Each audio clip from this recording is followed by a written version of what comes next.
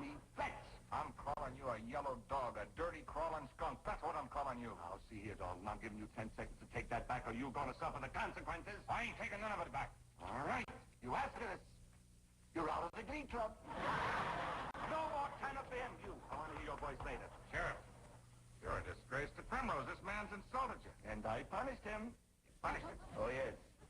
Wait till he finds out that the Glee Club goes on tour singing in Tombstone, Dodge City, and he has to stay home because he's been naughty, naughty, naughty. Why don't you drop Mumsy a line? I want to hear your voices, man. I want to hear you sing. He's got to be killed. Jake, take him.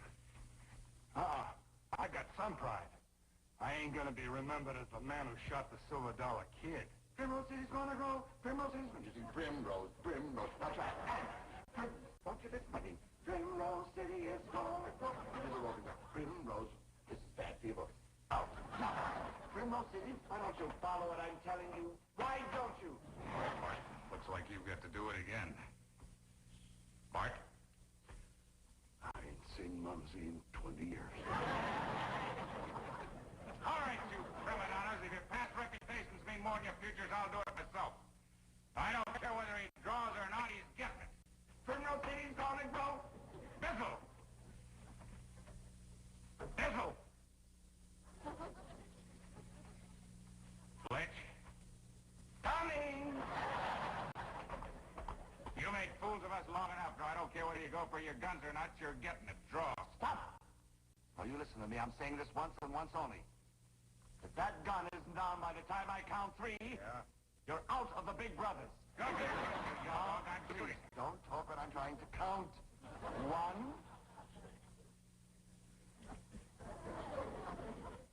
Well, stop looking at me like I was dirt. 2. Somebody's got to do it. 3.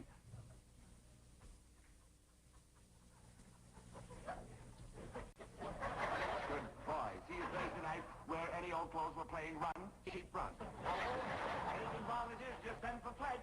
Please, don't cheer. You'll starve the horse. All right, here. He's got to be killed. He's got to be killed. It's him or it's us. So the $Silver Kid got to be Sheriff of Primrose. Hell, your oil's changed, sir. Oh, how much do I owe you? Let's see that. Check your spark plugs? No, thanks. Imagine, they couldn't get anybody to kill Sheriff Bissell. That's right. Until they brought in Sam Bass. Sam Bass.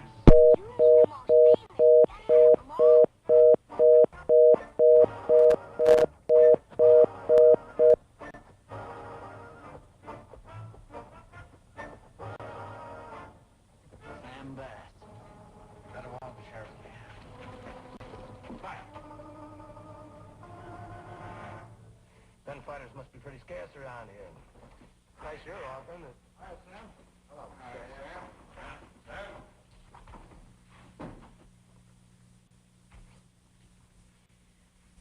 You got the slickest guns in the West right here in town. You sent for me? Just who is this $Silver Kid? Oh, look, Sam. Well, just how fast is this guy? Sam, you got nothing to worry about. Just remember one thing. When he says draw, don't wait. Fire. I haven't had a fight yet where I didn't give a man a chance to go for his gun. Oh, now, Sam, don't ask me why, but you can't wait for him to draw. Fire. Well, just how fast is this $Silver Kid? You're getting paid $10,000 to find out. Just don't wait for him to draw.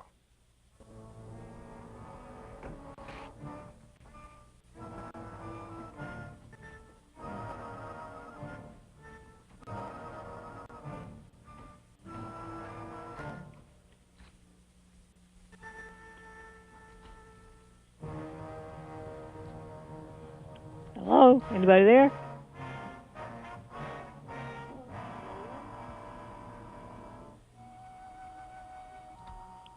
We can't hear the lady. All we can hear is the movie being played.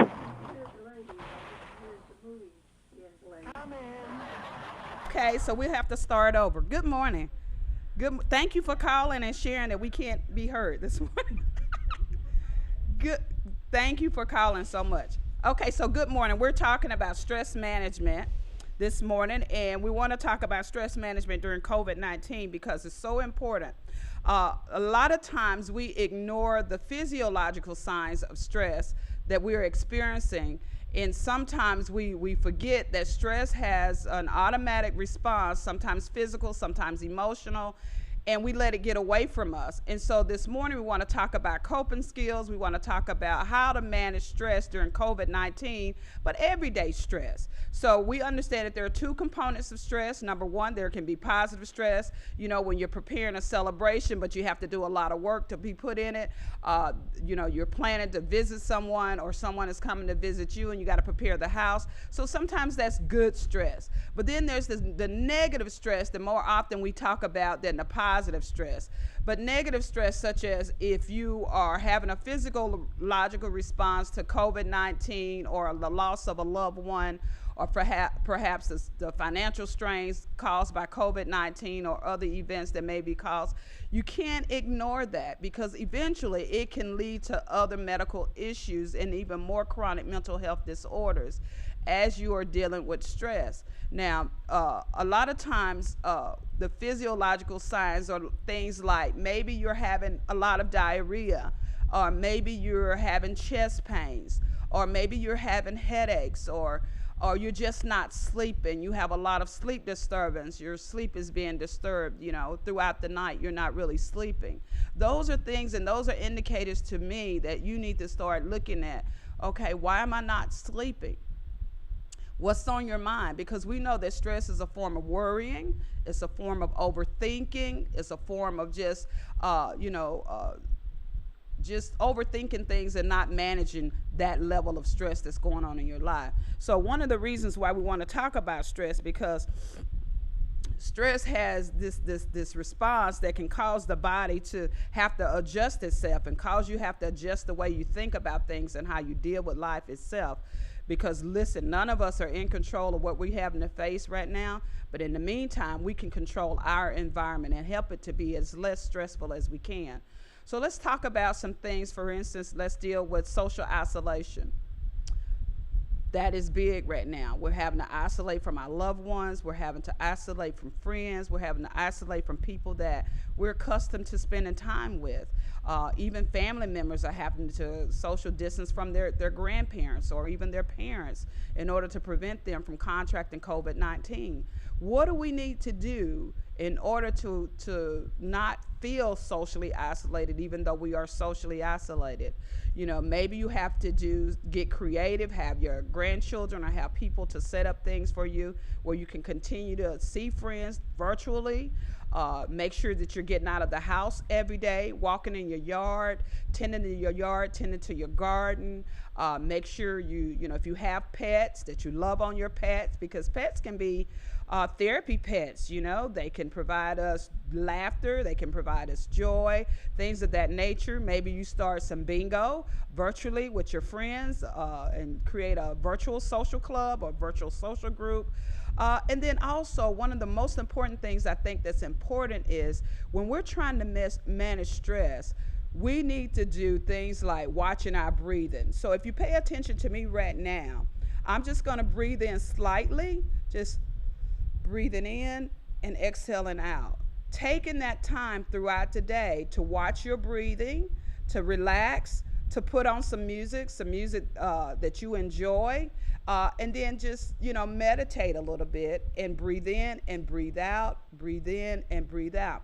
Now, mind you, do not do it real rapid because we don't want you to hyperventilate. So I want you to take your time. I want you to put your hands on your chest, and I want you to just slowly breathe in. Let's do it. And breathe out. Breathe in. Breathe out.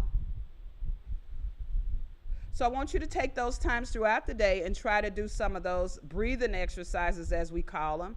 And then the second thing I want you to do is called visual imagery. Visual imagery. I want you to put a picture in your mind that you really like. A picture, a place, a person, those things in the past that you were able to connect with that you're not able to connect with now, I want you to put that in your mind. It's called visual imagery. And I want you to close your eyes, and I want you to put that picture there, and I want you to just imagine yourself right there. You know, imagine that you are right there in that place. Or, like, for instance, if you haven't been able to go fishing or go to the beach with family and friends, or have your, the ladies over for a meal, or, hang out at the VFW, this is what you would want to do. You want to put it in your mind and think on positive things. And visual imagery sometimes can help us to replace those negative thoughts to create more positive mindset during this time.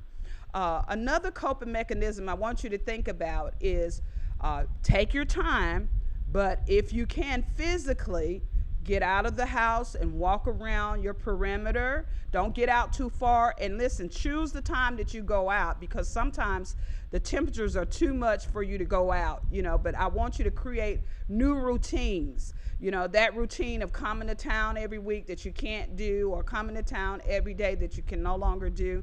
I want you to think about, how can I create new routines, and what do I need to do different? Because I don't want you to sit in the house and then become sad or depressed, because that's the continuum of stress. Stress that's unmanaged can end up being anger, can end up being resentment, can end up being depression, and can end up being, just sadness all the way around. And so that's why we want to deal with our stress. Stress it starts out small sometimes. Maybe 2 nights a week you're not really resting well. Then all of a sudden you're not resting well for an entire week. So we need to address that. And so we use our music. Maybe you have some old songs that you used to like from when you were in high school, or when you were, in college, or when you had friends over, or when you met your husband or your wife, or, when a baby was born. Well, maybe you have some memories or songs that you can associate with positive things. Then start that out in the morning time.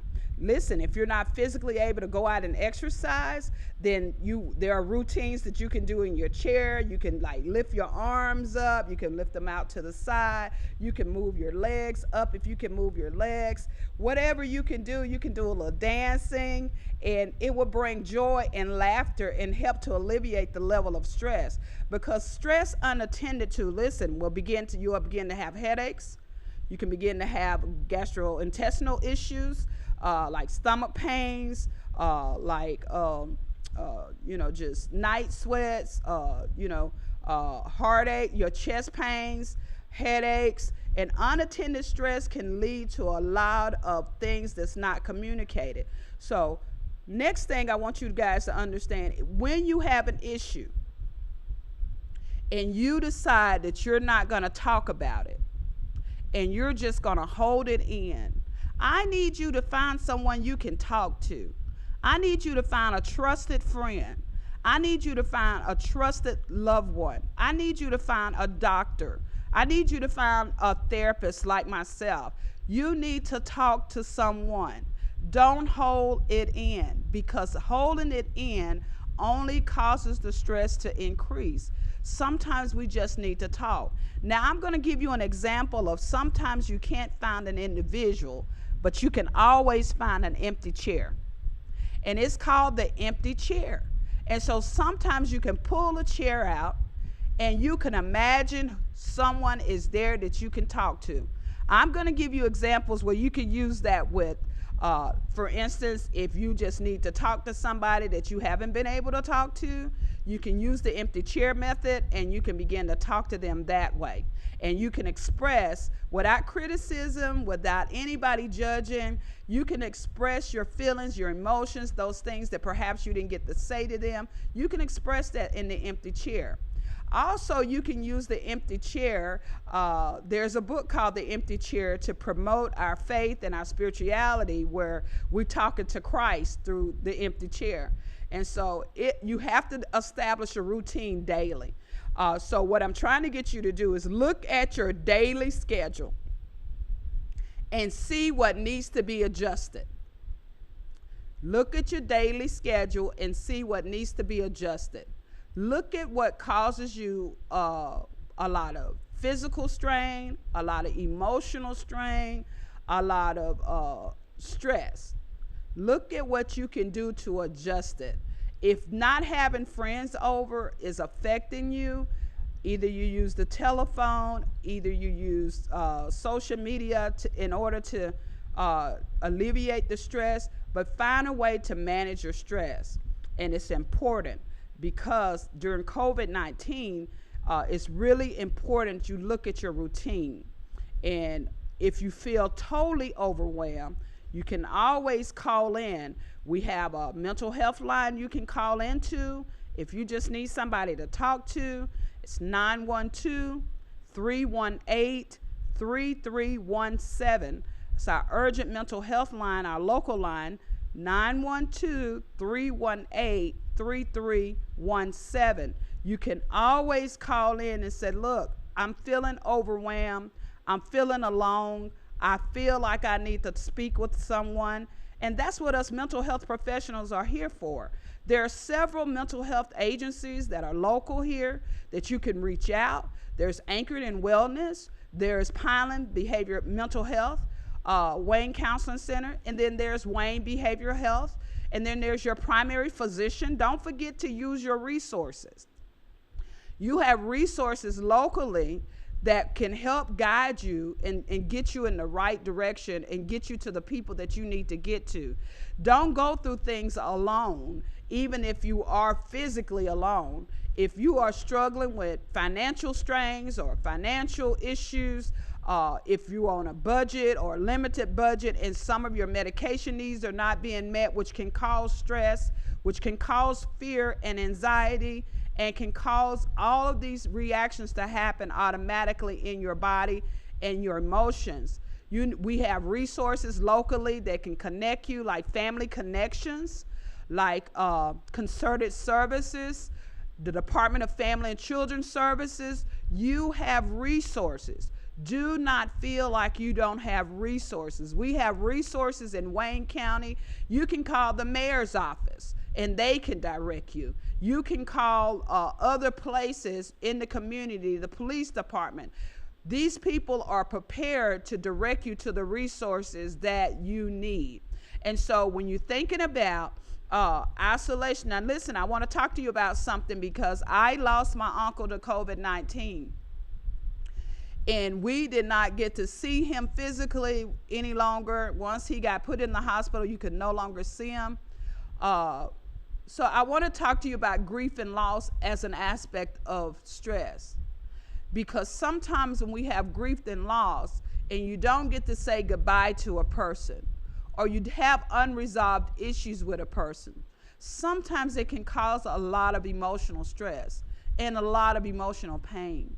And so when you look at stress because of COVID-19 or loved ones that maybe didn't have COVID, but they're in the hospital and you're not able to visit them as you would because you're not in that immediate family circle. You have to deal with that level of stress. If you can't physically go, call, find the place that gives you comfort. So reach out in the ways that you can reach out. When you do the best that you can, you have to accept that this is the best that you can do. And so I think it's important that you do the best that you can, and that's the best that you can do. And don't get upset with yourself when this is all that you can do. We are limited in life right now. And so when you have a loved one that's sick that you can't reach out to, or even send another loved one that maybe perhaps they have access to that person more than you, and you can get information that way. And so when you're thinking about stress management, you got to start putting things in play early, and listen, watch how much you sleep. It's good to get a midday nap, but if you're sleeping a whole bunch, I'm concerned about that. I want you to make sure that number one, you rule out anything that's physical. Anytime you have unusual levels of stress and anxiety, rule out anything physical. What am I saying? I'm saying if you're sleeping a whole bunch, if your stomach is hurting a whole bunch, if your head is just hurting and your chest is hurting, and you first go to your primary care physician or your family doctor and you make sure that there's nothing physiologically going on. And then second, a lot of times people don't want to address their mental health, but mental health is very important. I always like to tell people this: if you will go to the physician for your physical health, why wouldn't you go to the doctor for your mental health, right? If you will treat diabetes because it is a physical disease and disorder, why wouldn't you physically deal with your mental health, which is extremely important. And so sometimes there's a stigma, there's a fear that I don't want to talk to people about my problems. But honestly, you need to find people when there is no physiological issue. Sometimes it's a mental health issue or an emotion. Your body is responding to some unknown or unconscious stressors that you have going on. Maybe you're worried about a loved one. Maybe you're worried about finances. Maybe you're worried about being alone, which are all serious realities, and especially now. So don't ignore your mental health. Don't ignore the stress that you are experiencing, because it's important, and you matter, and you're important. And so that's what's important, is that you address it. Now, if you have questions, feel free to call in. Vicki, what's that number? 530 8832. That number is 912-530-8832. So feel free to call in or let us know if you have specific questions, because I'm going to be doing this every third Friday. So I'm going to be doing this every third Friday, so you can ask questions. I'm here for you. Let me just briefly take a pause and give you some background about me, okay, so that you can feel a little bit more comfortable. Number one, I am a mental health provider, clinician. I'm licensed, and I have been licensed over 23 years, and I've been in mental health, behavioral health for 30 years. I have served not active duty, but as a civilian provider for the military, and I still do for over 20-something years. I've been serving the military.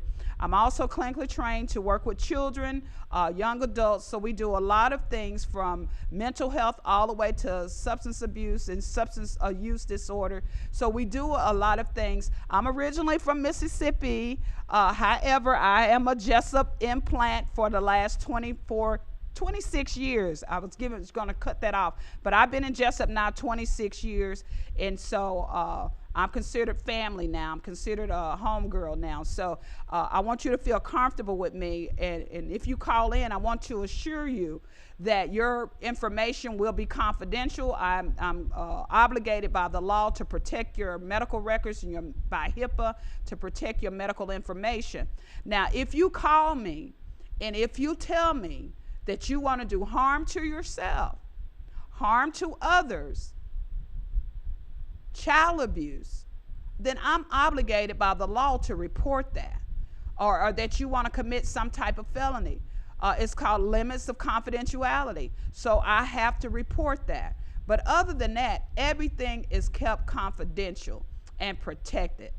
And so even whatever you have to tell me is confidential. And so I want you to know that. Now, let's talk about dealing with the stress. If you're a parent and you're feeling stress as it relates to the students returning back to school, or I've had several calls on this week where grandparents are rearing their grandchildren, and they are terrified of sending their grandchildren to school because they're older, they have some underlying health issues, and so they are afraid to allow their students to go back to school. Let me just say, as a clinician, that's a legitimate concern. It's a really legitimate concern. I do believe that you have some options that the school system may be providing.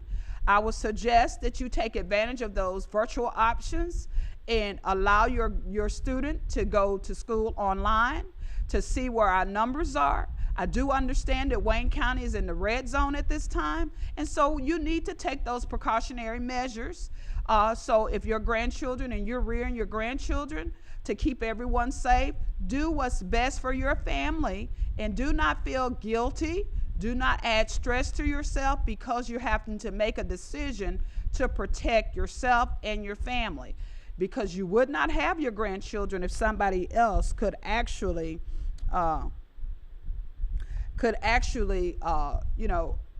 take care of the grandchildren. So I want you to manage that stress and be okay with that.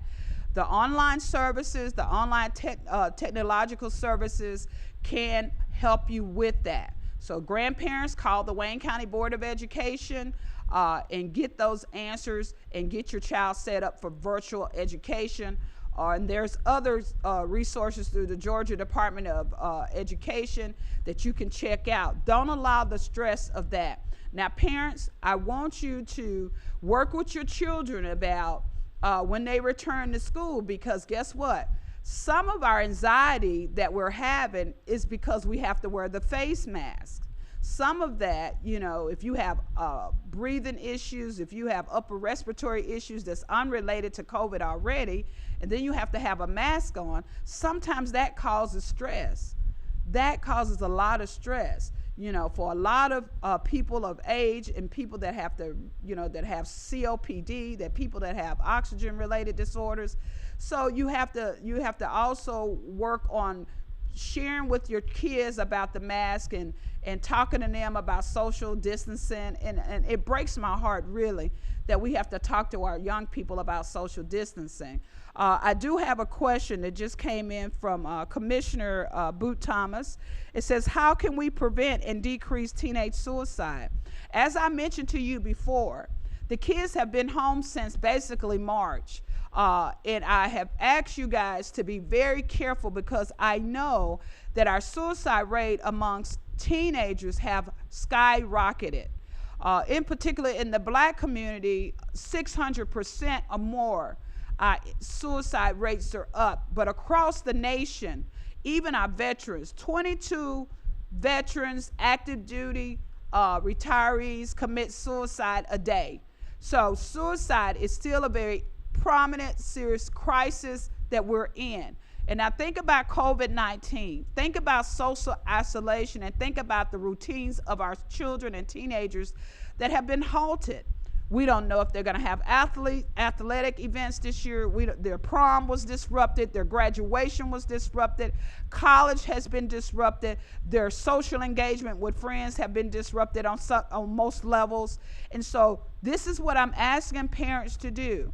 Do not allow your children, your teenagers, and your younger children to sit in bedrooms all day by themselves on social media and gaming all day long.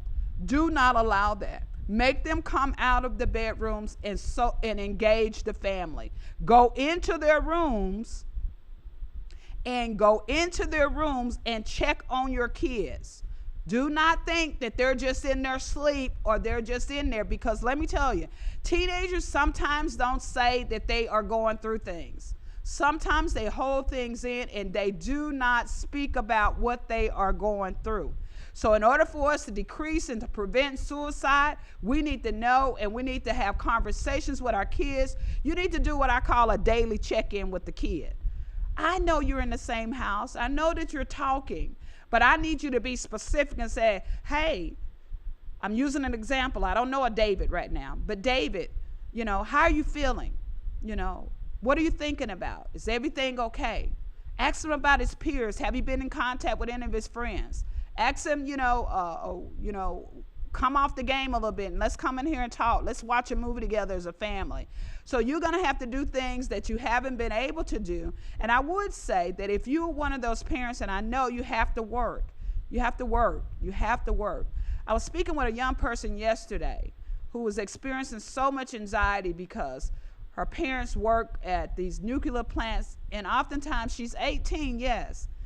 And just because your kids are in high school does not mean they don't need you. They need you more in high school, because this is when drugs are introduced more. This is when peer pressure is heightened. This is when the decisions for the rest of their lives can be altered right now. I know that we do a lot. We give a lot of attention to our young children through pre-K through 5th grade. But don't you neglect your children in middle school to high school. You have to give them a way more attention as well, equal amount of attention. I realize you said, well, they're more responsible. They don't need me as much. Don't you dare say that. They need you too, because they're concerned about what they're going to do after high school. They're concerned about what they're going to do for college. Some of them are afraid they won't get into the college of their choice. Some of them are afraid that they want to go to the military. They have not done well on the ASVAB. So it's a lot of things that they're concerned about. And sometimes we think that young people are not concerned about life, because millennials are a different group, you know. Sometimes they don't seem to look, you know, it appears that they're not serious about life sometimes. But millennials are a phenomenal group of young people. They are the smartest group I've ever seen. They're creative beyond I don't know what. They're so creative, but at the same time, sometimes they do not know how to communicate their emotional issues. And so you have to look for those signs. Sleeping a lot, staying in the bedroom a lot, not interested in talking to their friends like they used to, not wanting to come out and be social at all. Get those young people outside playing kickball, put up a volleyball net. You know, you're going to have to get creative, you know, do some movies, do some arts and crafts together, be creative. You know, one thing that can happen through this is we can have a new level of family cohesiveness. We can have a different level of family cohesiveness. We can improve our communication skills, you know. We can listen more. We can spend more quality time together. We can be creative. You can start a family business from home together. Those things that you have not been able to do before, pull out those ideas again and work together with your first executive board, which is your family, and begin to build cohesiveness again. Let's talk about family cohesiveness, because COVID-19, that stress, if you're not careful, we can have family cohesiveness, but we can also have family disconnection.